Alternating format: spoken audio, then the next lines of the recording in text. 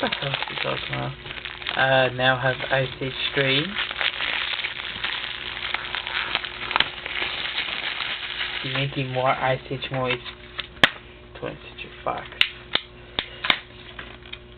Oh, when it. I mean, 20th Century Fox is making more. I don't think they're gonna ever stop making Ice Age stuff, are they?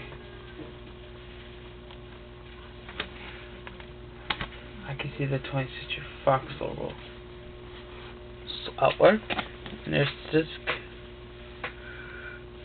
for the third DVD.